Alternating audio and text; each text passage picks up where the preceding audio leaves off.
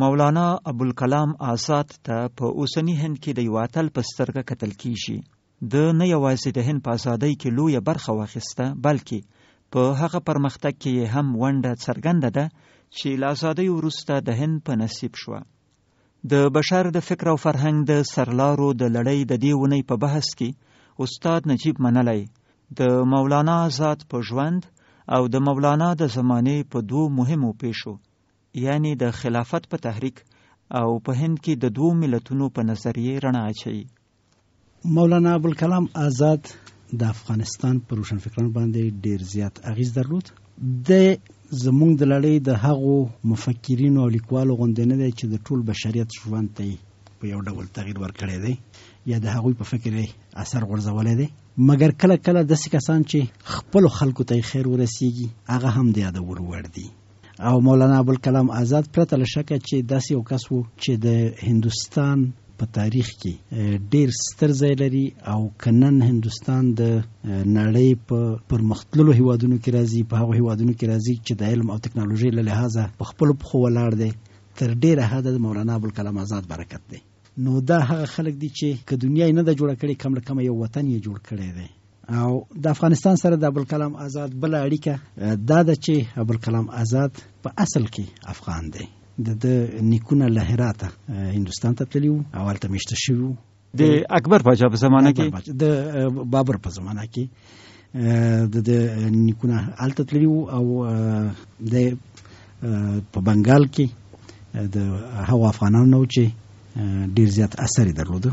ابوالکلام آزاد په 1888 کال کې زیږېدلی دی، یعنی د عبدالرحمن خان سلطنت په زمانه کې دنیا ته راغلی. خان سلطنت په زمانه کې دنیا ته راغلی دی. د یو نابغه په ټوله معنا نابغه شخص و. په 12 کلنۍ کې د علمي درسونو هغه دوره چې د لویو عالمانو دپاره لازمه وه په 26 کلنۍ 20 کلنۍ کې د وخت خلکو ختموله، د په 12 کلنۍ کې ختمه کړه. او په 13 کلنۍ کې په داسې یو مدرسه کې استاد و چې شاګردانو یې د 2 یا 3 برابره عمر درلوده. په همدغه 12 کلنۍ کې د ژورنالیزم په ډګر کې هم فعال و.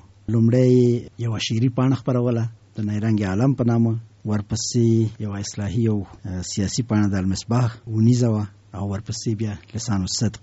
دا د 12 کلنۍ نه تر 15 کلنۍ پورې فعالیت دی. په عربي، هندي، بنګالي، فارسي باندې پوهېده او انګریزي بیا وروسته زده کړه. نو دې معلومیږي چې د هغه مکتبونه چې انګریزانو په هند کې جوړ کړي وو په هغو کې منظم زده کړې نه وې کړې. نه، په هغې کې منظم زده کړې نه وې کړې. پلار یې مولانا خیرالدین په 1850 کال کې کله چې د هندوستان د ازادۍ دپاره لومړۍ جګړه د هندوستان خلکو وبایلله، په 1850 کال کې مولانا خیرالدین د آزاد پلار مکې معظمې ته ځي، یعنی په دې حساب چې هجرت کوي او د 1900 کال شاوخوا پورې، یعنی تر هغه وخته چې مولانا آزاد 8 کلن یا 9 کلن دی، د په عمل ته پاتې کېږي او بیرته هندوستان ته راځي. نو مولانا آزاد په عربستان کې پیدا شوی دی. په عربستان کې پیدا شوی دی، تر 9 کلنۍ پورې هلته لوی شوی دی او پس له هغې نه هندوستان ته راغلی دی. د حنبلي فقه زده کړې ده، شریعت زده کړي دي، ریاضیات زده کړي، فلسفې سره تماس نیولی ده، هماغه د وخت د علومو کړی دي. مګر د 12 کلنۍ 13 کلنۍ په وخت کې دی له یوې خوا ښه عالم دی، مګر له بلې خوا یو باغي فکر لري، تیارې نظریې د قناعت نه ورکوي او د هندوستان وضع هم ورته د منلو وړ نه ده، د انګریزانو موجودیت دا شان ورته د منلو وړ نه دي. نو د نوو علومو سره هم علاقه نیسي او په یوازې ډول د انګریزي ژبه زده کوي، د معاصر علومو سره یو څه آشنایی پیدا کوي او د هندوستان د انقلابیانو سره روابط ټینګوي. په 1906 کال کې د آل انډیا مسلم لیگ په نامه باندې یو ګوند غړیتوب حاصلوي، خو بیا د دې سره ډیر وخت ارتباط نه ساتي. یعنی له مسلم لیگ سره د مسلم لیگ د تاسیس په کال د شاملېږي نه، آل انډیا مسلم لیگ چې د اوسنی مسلم لیگ نه دی، په هغه وخت ورسره شاملېږي. په 1912 کال کې د الهلال په نامه یو ونیزه پیلوي چې تر 1914 کال پورې خپرېږي او په 1914 کال کې چې لومړی جهاني جګړه پیل کیږي نو انګریزان په هندستان کې په آزاد مطبوعات باندې بندیز لګوي او د مولانا ونیزه هم په همدغه وخت کې ورسره بندیږي. خو د به نور فعالیتونه هم داسې په نیمه مخفي ډول باندې پیلوي او د البلاغ په نامه بله ورځپاڼه راوباسي. د په دغه وخت کې چې لومړی جګړې د پیل کلونه دي یا د هغې نه لږ مخکې کلونه په ترکیه کې عثماني ترکیه د ګواښ لاندې ده، عثماني امپراتوري د ګواښ لاندې ده او یو شمېر مسلمان وبخښئ ځکه د ګواښ لاندې ده چې عثماني حکومت خو له انګریزانو سره جنگ اعلان کو، له انګریزانو له فرانسویانو له دغو سره، نو هغوی حمله ورباندې وکړه د ګواښ لاندې سوه. نه تر هغې مخکې هم د انګریزانو او فرانسویانو او د عثماني ترکیې ترمنځ رقابت ډېر پخوانی رقابت و. په دغه وختونو کې ترکیه ضعیفه وه او اروپایي هېوادونه یونان دوی قوي شوي وو. ترکیه په منځني ختیځ کې ځپل شوې وه، په شمالي افریقا کې د ترکیې ټغر راټول شوی و. نو په مجموع کې د ترکیې قوت د ویلې کېدو په حالت کې و. نو په دغه شرایطو کې د ترکیې پاچا کوشش وکړ چې یو شمېر اسلامي عالمان او پوهان او روشنفکران سره راټول کړي او د خلافت په نامه باندې یو حرکت، یو عمومي پان اسلامیک حرکت یا د ټولو مسلمانانو حرکت پیل کړي چې مسلمانان د ترکیې د مخالفانو خارجي مخالفانو غاړې ته ورواچوي، چې مسلمانان د هغوی غاړې ته ورواچوي. په عین حال کې د دوی د خلافت ادعا چې د ټول اسلامي نړۍ مشري د عثماني ترکیې په لاس کې پاتې شي دې ته یو مشروعیت وروبخي. خو په همدغه وخت کې په ترکیه کې هم ټولنیز حرکتونه روان دي. ترکیه کې خلک بدلون غواړي او بالاخره د ترکیې پاچا دا مني چې په ترکیه کې مشروطه پاچاهي نظام حاکم شي او د جګړې په مهال هم ترکیه په داسې یو موقف کې واقع کېږي چې د جنگ ګټونکې ډله کې نه ده. نو په داسې شرایطو کې په ترکیه کې هم د خلافت حرکت ته یو ضرورت کشته هم دی، په ترکیه کې نه ساتل کیږي او دا حرکت راځي په هندوستان کې د خلافت په نام باندې حرکت وسعت پیدا کوي، ډیر زیات مینوال پیدا کوي او د باچا خان په شمول د دې سیمې مسلمان مبارزین د انګریزانو په مقابل کې د مقاومت لپاره د خلافت حرکت د یوې وسیلې په حیث کاروي. خو کله چې په نړیوال جګړه کې د عثماني ترکیې بنسټونه تقریبا له منځه ځي او دې ته زمینه مساعدېږي چې په ترکیه کې ژور بدلون راشي، ځوان ترکان د دیموکراسۍ او د سیکولریزم خبرې کوي، نو د خلافت د حرکت لپاره هم ډیر ضرورت نه پیدا کیږي او د حرکت بل اخره تقریبا په خپل مرګ مري. استاد منله تاسو د خلافت په حرکت خبرې وکړي او بس د کلام آزاد دی، څنګه کلام آزاد د دې تحریک د خلافت د تحریک یو مهم غړی دی؟ کلام آزاد د دې تحریک د بنسټګرو په ډله کې دی او یو د ډیرو فعالو غړو نه دی.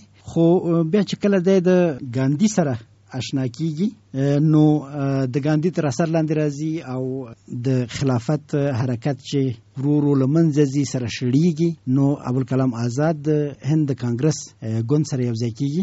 البته ګاندھی خپل هم د خلافت تحریک مخالف نه وو، یعنی د هند له مسلمانانو سره په لومړي جهاني جنگ کې په دې سکه ملګرتوب کړی و چې انګریزان دا حق نه لري چې د مسلمانانو مقدس ځایونه لاندې کړي.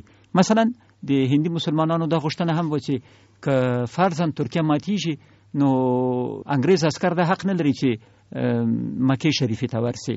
ګومان کوم په دې کې ګاندھی جی هم مرګره ولا غسر له مسلمانانو سره په هند کې مسلمانانو سره د ګاندھی هم نظری موجوده و. ګاندھی د ټول هندستان لپاره کار کاوه او طبعا د مسلمانانو غوښتنه د وی طبيعي غوښتنې په ډبل د تڅرګندېدله. او وبخښي په دې کې نو بیا بل کار هم دی، چون د خلافت تحریک په مجموع کې د عثمانیانو په ګټه دی او عثمانیان چې د انګریزانو سره په اول جهانی جنگ کې په کشمکش کې دي یا تاسو وویل چې طریقه لمخه هم کشمکش شروع، نو بنان کانګرس ګوند یا ګاندھی چې د هندستان ازادي غوښته دا په خپل نفع ګڼل چې د داسې حرکت ملاتړ وکړي چې په انګریزانو باندې فشار ډیریږي. پکې دا خبرم ده. او بل د خلافت حرکت یو څه پرمختلون کې نظریات هم لرل د هندستان لپاره. نو کله چې د ابوالکلام آزاد کانګرس ګوند ته ورځي او د ګاندھی سره آشنا کیږي، ګاندھی سره د ډیره نږدې دوستی پیلېږي او دواړو یو پر بل باندې ډیر زیات اغیز خندلې دی.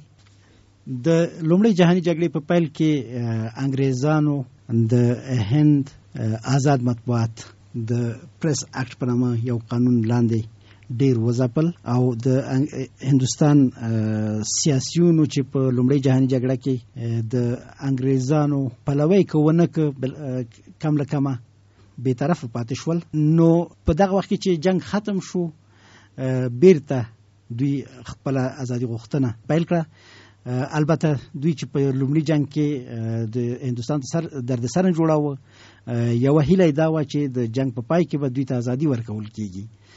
کله چې د ازادي ورکړل شو او دوی بیرته فعال شول، نو په لندن کې د امپراتورۍ د قانون جوړونې شورا یو قانون تصویب ک چې هغه د رولټ اکټ په نامه باندې یادېږي او د دغه قانون په اساس د انګلستان حکومت کولای شول چې په هندوستان کې هر څوک چې وغواړي تر 2 کال پورې به محاکمه په بند کې وساتي. د همدغه قانون لاندې مولانا آزاد هم بندي شو او تر 1900 کال پورې په بند کې پاتې شو. په 1900 کال کې د لبند اخلاص شو د خپل نورو دوستانو سره چې د خلافت د حرکت نو سره یو ځای وو. په علیګړ کې جامعه ملیه اسلامیه په نامه باندې یو پوهنتون جوړ ک چې د هغه وخت تر ټولو مهم او پرمختللی پوهنتون وو. بیا هم د سیاسي فعالیت مخکې په دغه دوره کې د 2 واره د کانګرس مشرتابه ته رسیږي او د یو هندوستان د هندو او مسلمان د وحدت د لپاره مبارزه کوي. په دې اړه د یو خبره لري چې ډیره مهمه بلل کیږي. پوره 11 پیړۍ وشوي، اوس نو اسلام په پوره زړورتیا د هندوستان پر ځمکه د مالکیت ادعا کولای شي. هندو مذهب زرګونه کال راهیسې د دې سیمې د وګړو مذهب وو. اسلام هم د 1000 کالو راهیسې د دې سیمې د خلکو مذهب دی. لکه یو هندو چې په ویاړ سره ویل شي چې زه هندایم او پر هندو مذهب یم، موږ مسلمانان هم په هماغومره ویاړ سره ویل شو چې موږ هندیان یو او د اسلام په لار درومو. زه دا حلقه لا نور هم پراخولی شم. هندي عیسویان هم دغومره حق لري چې په ویاړ سره ووایي چې هندیان دي او عیسوي مذهب پالي. یعنی په دې ځمکه کې څوک اوسېږي په هر مذهب چې هغه همدغه یو ولس دی او دغه ولس د یووالي لپاره باید کار وکړي، دغه ولس د خیرازۍ لپاره کار وکړي او په دې ولس کې چې کومې تفریقې پخوانه موجودې وي د هغې په ضد مبارزه وکړي. د 1913 په لسیزه کې د 1913 تر 1920 پورې د څو ځل بندي کېږي. په 1913 لسیزه کې یو بل فکر هم په هندوستان کې را پیدا کېږي چې هغه د 2 ملتونو تیوري ده. دا تیوري وایي چې په هندوستان کې 2 ډلې دي، 2 ملت دي. یو هندوان دي، په هر ژبه چې خبرې کوي، په هر ځای کې چې اوسېږي هغه فرق نه کوي، خو د مذهب په اساس هندوان دي، دا یو ملت دی. او بل مسلمانان دي، د هندوستان په هر ځای کې چې اوسېږي مسلمانان بیل ملت دی او دا دواړه ملتونه سره یو ځای ژوند نشي کولای.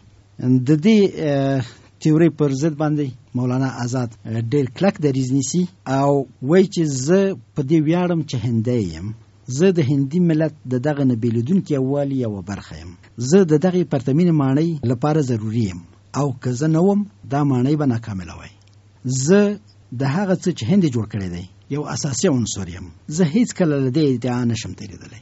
زه د مسلمان په حیث د مسلمان په حیث هغه څه چې مسلمانانو په هند کې کړي دي، د هند هویت جوړ کړی دی او د هند په ویاړونو کې ټول مسلمانان شریک دي او داسې نشي کېدلی چې په هند کې ځان پردی وبول. د هند په هر ځای کې چې د دې تیوري په مقابل کې جنا او د جنا ملګري ډېر شدید دریځ نیسي، د 2 ملتونو د تیوري لپاره کار کوي او جنا په ملنډو باندې مولانا آزاد ته لارډ هاو هاو وایي. لارډ هاو هاو یو رادیویي کرکټر دی چې د نازي آلمان په وخت کې هغه تبلیغات چې د انګلستان په لور کېدل د دې لپاره چې د انګریزانو روحیه ضعیفه کړي، نو د لارډ هاو هاو په نامه باندې یو کرکټر جوړ کړی و چې په انګریزي خبرې کولې او د انګریزانو کمه یې څرګندوله. یعنې داسې یو کرکټر و چې انګریزان پکې تحقیرېدل. جنا آزاد په همدې نامه یادوي، مګر آزاد په خپل دریځ باندې ټینګ ودرېږي او دا خبره د منلو وړ ورته نه برېښي چې د هند مسلمانان سره بیل شي. حتی دا خبره هم کوي چې که چیرې تاسې دغه څو برخې مسلمانان سره یو ځای پراته دي دا سره بیل کوي او بل مملکت نه جوړ کوي، نو بیا به هم په هند کې په میلیونو مسلمانان پاتې او دغه مسلمان چې په هند کې پاتې کیږي د دوی نه به یو اقلیت جوړ شي، داسې یو اقلیت چې ځان نه به دفاع هم نشي کولی. نو په یووالي کې او په یو هندستان کې د مسلمانانو ګټه ډیره ده د دې په نسبت چې بیل مملکت جوړ شي.